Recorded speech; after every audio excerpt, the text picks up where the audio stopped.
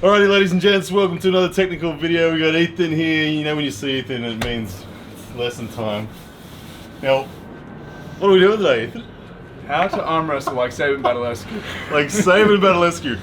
That's a very interesting subject. If you've been watching my Instagram recently, you'll know I've got I'm calling it the quadratic fist.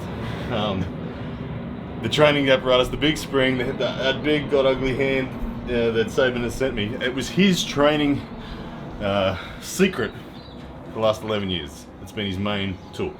He's now let it out to the world. I got myself one. Very excited. I haven't pulled with a human for 2.5 weeks. I've just pulled that spring. And that spring is already turning me into Sabin. Because it's so much just drag. Like when you pick it up and you have to get your elbow down, straight away you're already holding like 40 or 50 kilos in lat and fingers and squeeze. And then to try to go sideways, it's really full on. So Sabin's entire game, if I had to define the fundamentals of Sabin, I'm gonna call it down lat pressure. So finger containment. He doesn't wrist flex in like that. Like, I mean, he'll do that to someone he's way stronger than.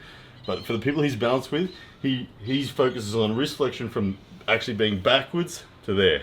So this kind of wrist flexion, really high wrist flexion, finger containment, lat squeeze, and then once you've got someone sucked down like that, they're lifting. They're on their bicep. You've got them down. As long as if they don't roll your hand over, then you see Ethan's lifting. I got the lats on. Lats are always going to be strong in the biceps, but of course, if I lost my hand, no good. So my hand's got to be good enough to contain this back pressure, suck it down, and then if I've got control, I can go on the offense. If I sense my hand is going to be compromised, I stay and I let my opponent have to work out what they're doing, and then when I feel their hand start to gas or it's starting to go, I can add the pronated side pressure. But Sabin is a strapped guy.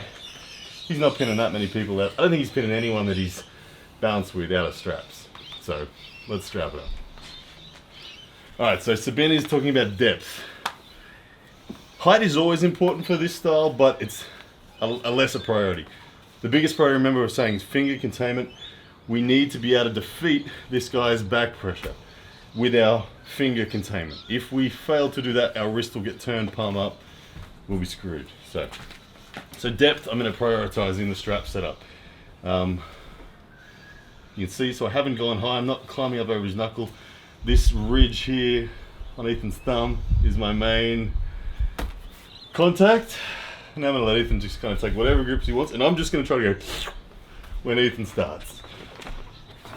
Alright, so there we go. Sabin. We look like Sabin now. Now, top roll attempt and drag from Ethan. My fingers, as long as my fingers are surviving, I can sit here and Ethan's going to burn faster. The lactic acid problem is far more in Ethan's camp than it is mine. Now, I'm relaxed here, Ethan's relaxed here, but every time he surges, his bicep floods. And now as he's relaxing, you'll start to see someone like Sabin start to pronate. Now Ethan's coming forward. Sabin will drop a bit more and pronate if he has to, and wait it out until they're exposed at the side. Looks pretty good, doesn't it? It feels pretty good. How does it feel for you? Yeah, it feels horrible. What do you feel like it's doing to you? Basically just takes away your room to drag and access bicep, because my hand is, let's say, most of the time neutral. It doesn't feel like I've lost my hand.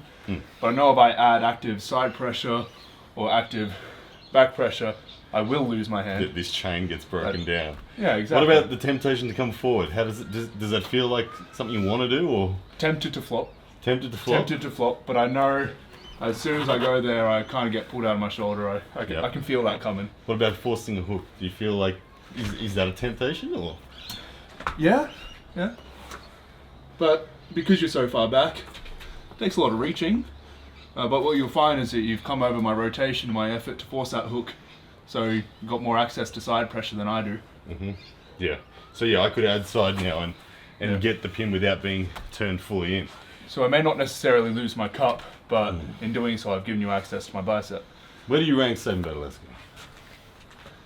We haven't seen him compete Yes. since he defeated Levan, and then he defeated Levan in the WAF 2017, but then I think he lost to Matoshenko or something, and didn't actually win the tournament. But he did beat Levan. He put Levan in the B draw. Where do you put him? From what I've seen, I would be surprised if he isn't at least competitive with pretty much everyone in the top 10. I agree. I think he's top 10 Is he a better Kings mover than Michael Todd? Be fun to watch. Be a lot of fun to watch. I'd actually love that match. Very different style of Kings mover. Michael being a rising, pronating Kings mover in his lead, where Sabin being a finger-based dragging Kings mover in his lead.